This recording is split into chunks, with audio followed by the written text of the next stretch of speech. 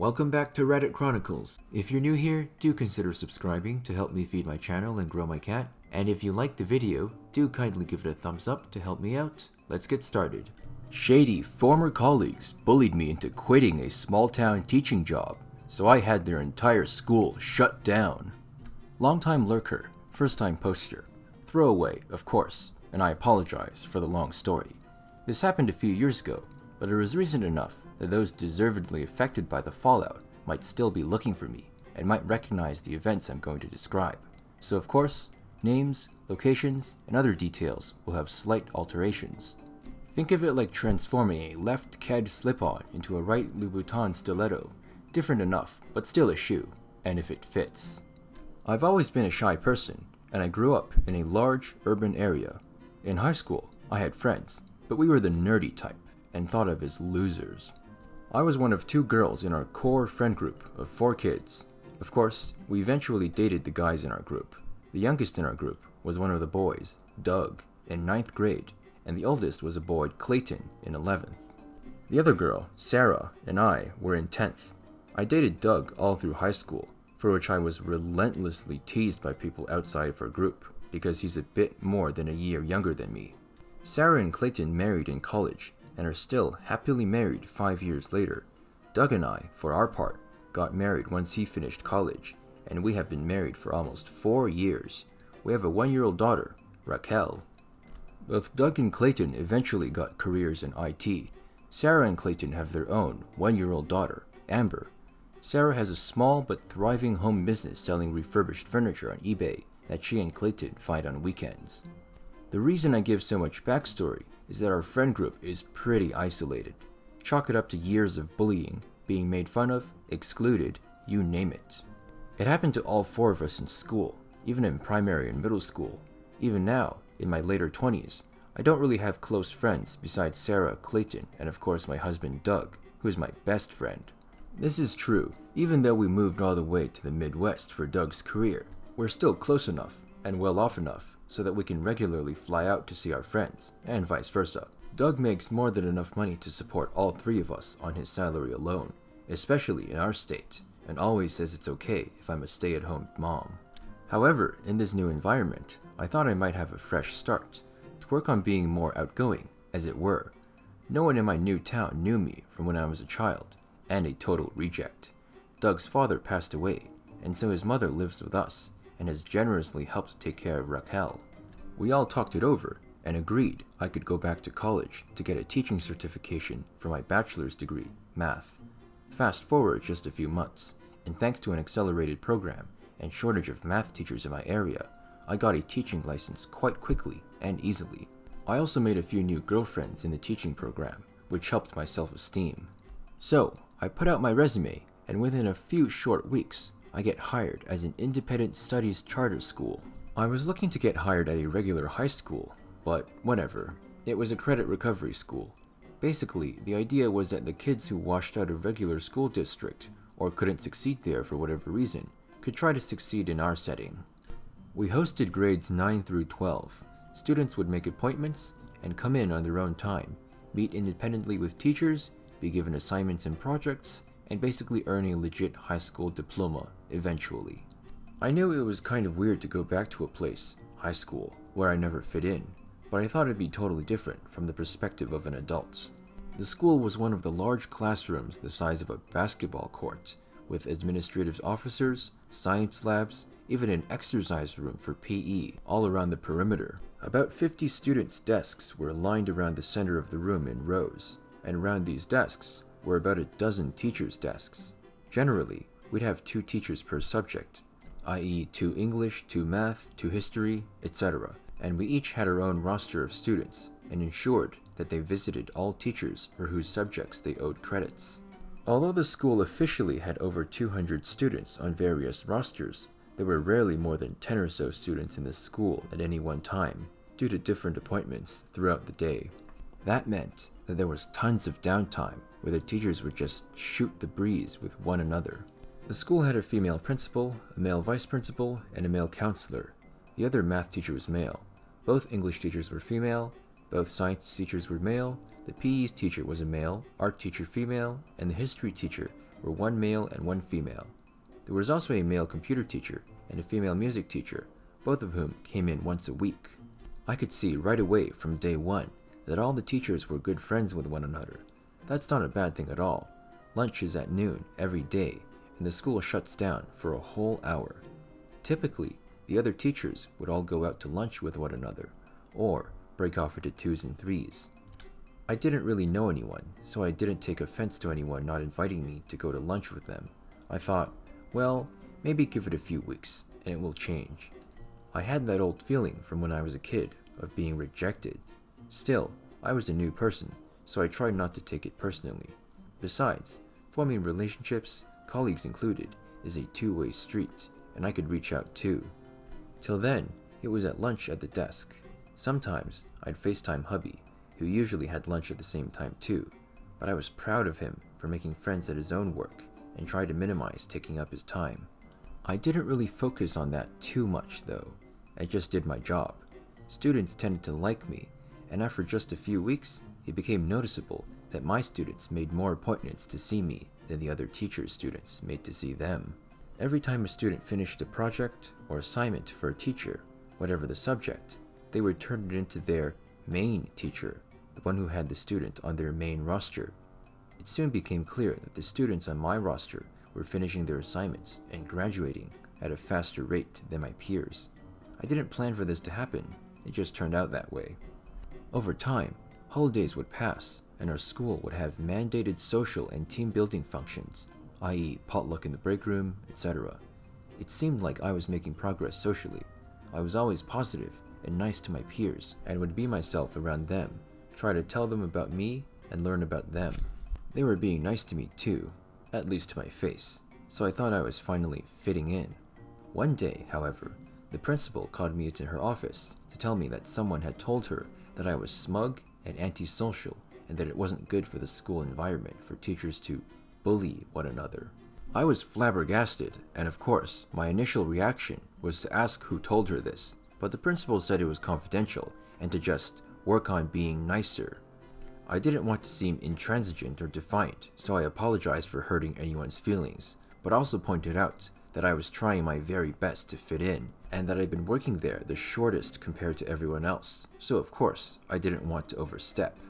I also pointed out that the students on my roster were graduating at a good pace. I didn't throw shade at any of my colleagues. My principal agreed with me on this, and praised me heartily. The vice principal happened to be walking by, and he overheard the principal praising me. He, too, threw in the comment that I was an exemplary teacher.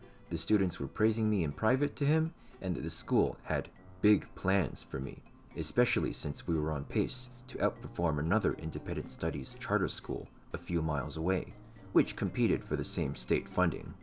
This pleased me, of course, and took the edge off the butthurt of people telling the principal I was not nice.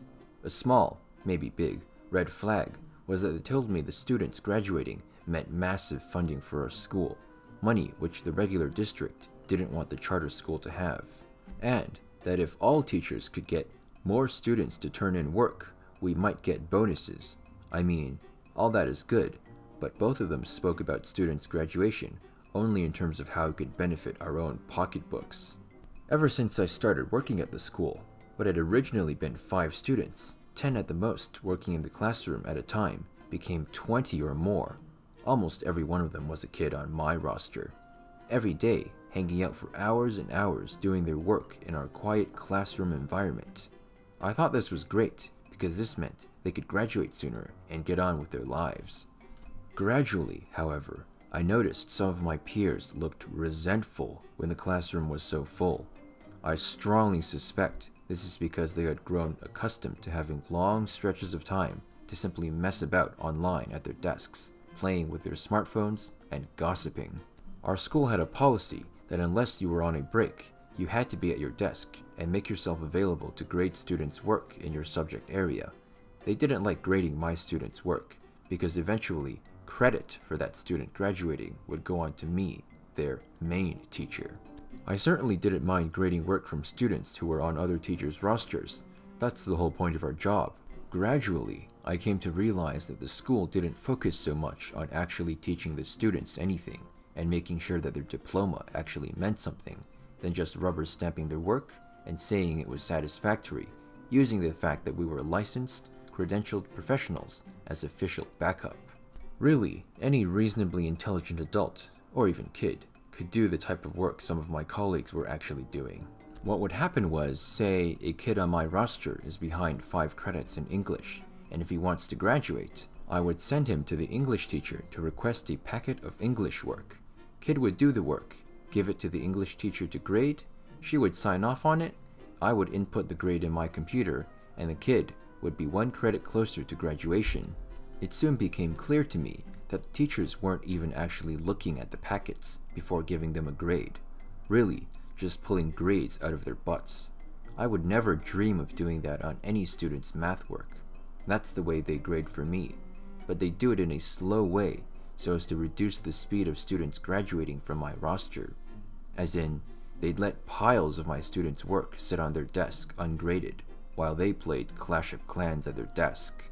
I never said anything and was always polite and friendly to them, even though I knew at least one of them had badmouthed me at the principal. Needless to say, even months into my new job, I wasn't making friends with my coworkers. I was nice to them, and it seemed at face value that they'd at least registered me on a professional level, at least to my face, so I'd accept that for the time being. The big switch came when the principal actually singled me out at a staff meeting as an exemplary teacher. She said that I'd come from the big city and had succeeded to an amazing degree, and that I had set a record for how many students were graduating high school on my roster. From that point on, I sensed that people were being cold to me. It felt a lot like high school, except unlike high school, where other girls would openly mock me as tall, skinny, no butt, no boobs having giraffe, adults did it in colder ways.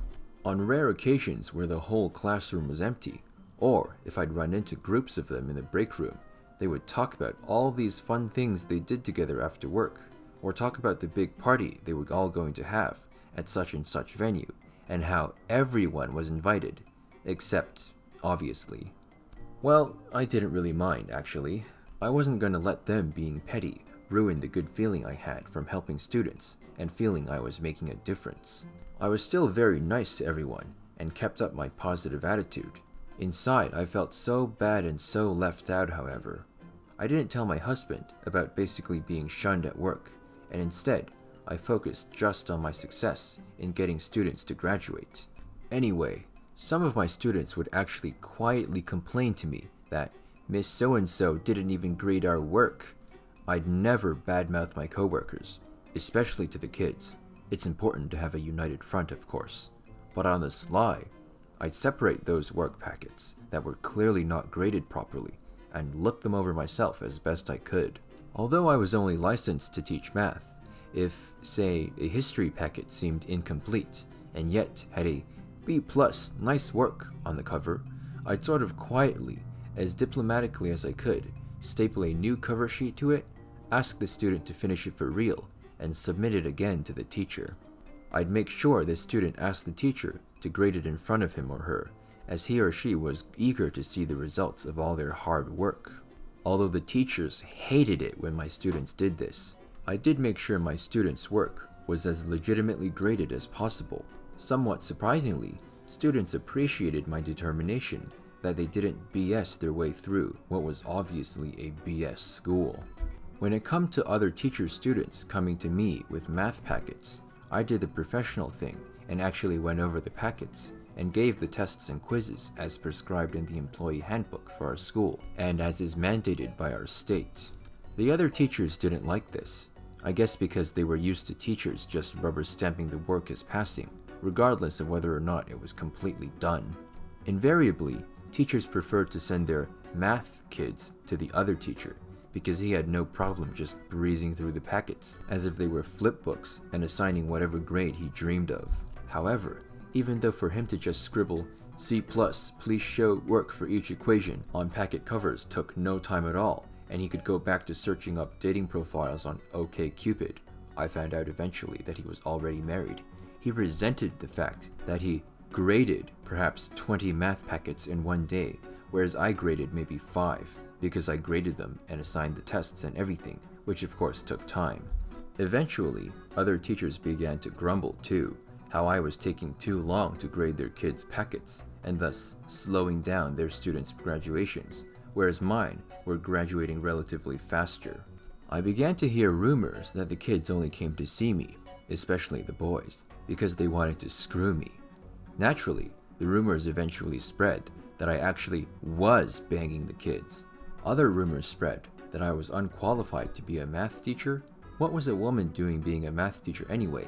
I was trying to hook up with young studs, all sorts of nonsense. Still, more rumors spread that I was cheating on my graduation rates and that it was all fraud somehow. My husband Doug actually had come to see me on a couple of occasions at the school to go with me to the doctor's appointments, so the staff knew what he looked like. One day, I had my phone out on my desk when Clayton called to tell me the news that he and Sarah were coming to visit next month. Unfortunately for my reputation at that school, Clayton's contact avatar showed hugely on my phone screen when he called in the middle of the day, and one of the busybody coworkers happened to be walking by my desk, saw my phone, and made a face of barely concealed contempt. Needless to say, rumors soon spread that I was cheating on Doug with some other young man, along with all the high schoolers who I supposedly worked with off the clock. Still, I tried to grind it out. But I would plan my revenge too, if it came to that. I'm mature, but I'm not above getting even. I went through 12 years of crap growing up. I'd be damned if I resigned myself to a lifetime of crap as a grown-up. I flatter myself that I was at least sort of cool in college. First thing I did was let my principal know what was going on. My plan was, if she addressed the bullying at a future meeting and put an end to it, then hey, I wouldn't even need to get revenge. I'd just go back to doing my job and minding my own business. I was kind of hoping the principal would back me up, as up until now, aside from the red flag about being obsessed with the school getting money and not the students learning anything, she seemed friendly enough, if a bit detached from her school's day-to-day operations. I told her that students would tell me quietly that Mrs. So-and-so and Mrs. What's-her-name told them that I was dating a student or cheating on my husband. More than one kid would tell me these kinds of things. I knew my kids weren't trolling me, as over the months I'd established a good rapport with all of them. Principal basically gaslights me and tells me I'm being paranoid. "It's a high school," she says. "In high schools, there are rumors. That's part of the territory." "Yeah," I reply, "but the rumors are usually from students, not adults." She doesn't really address this, other than tell me that I'm needed to grow up and not let petty things like supposed rumors. She tells me to be the bigger person. Nah. I should have mentioned that I brought my cell phone in with me and had been recording the principal's responses to what I'd been saying, which was good for the case I was building, because, as if on cue, the vice principal comes walking by once again, world's greatest Chad, coffee mug in hand. "Oh hey, Mr. Vice Principal dude, come in really quick." I thought principal was going to tell him about my concerns, about the rumors that I was basically both an adulterer and also trying to go to jail for having illicit fun with minors. But no. Instead, principal and vice principal complained to me that I'm being too thorough in my grading of math work from students and other teachers' roosters. I explained that I'm trying to do my job according to the employee handbook they themselves had given me, and according to the 2-day training seminar, standard for all teachers of the independent studies school where I live, that they had mandated I attend prior to my first day of employment. They tell me that I needed to play ball and that our task was to get these kids out the door with that diploma in hand. I counter with, what good is a diploma if they don't actually know any history or how to read or how to use scientific method or whatever? Principal actually calls me a pretentious wannabe female Jamie Escalante, famous calculus teacher. They both strongly encourage me to use the professional judgment, i.e. placing my teaching license in jeopardy, by assigning passing marks to work that is clearly not passing. I get all of this on record, and I make sure to email a backup copy of the MP3 to my outside email address. Our school plays it slick when it comes to the school board inspecting our paperwork.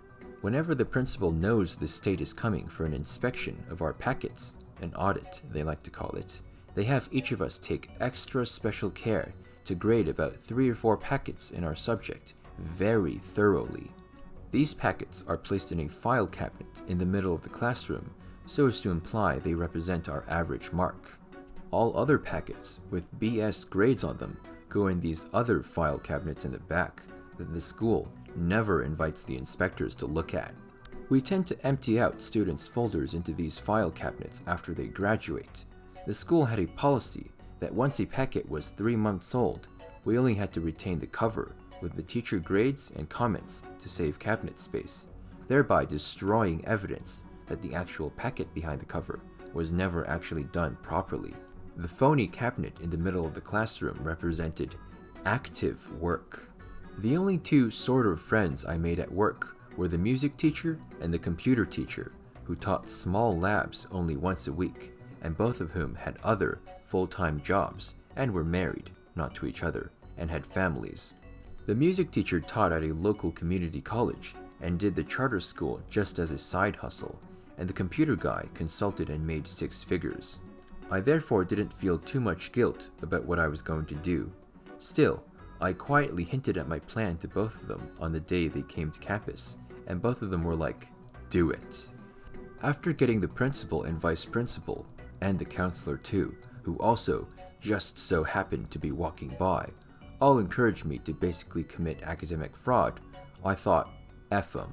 I also suspected, and later confirmed, they had a secret buzzer system to surreptitiously call one another from their desks, which is why they always happened to be available at the same time, when necessary or convenient.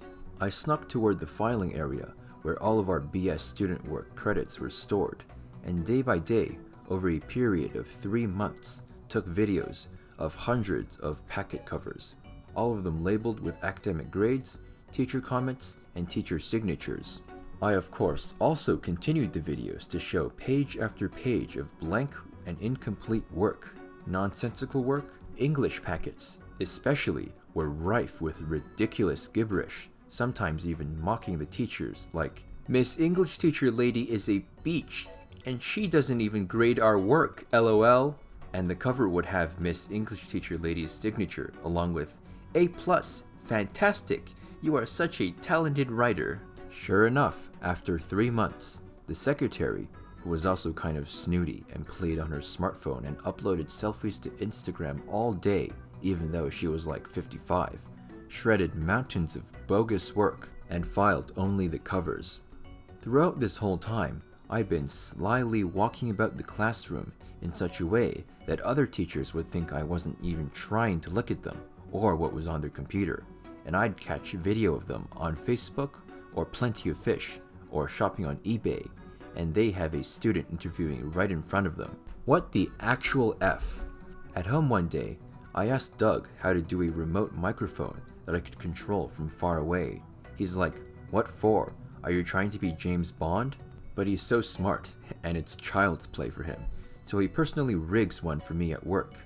Basically, it's like a wireless mic that isn't a detectable Bluetooth, and he sets up a way for me to turn it on and off from far away.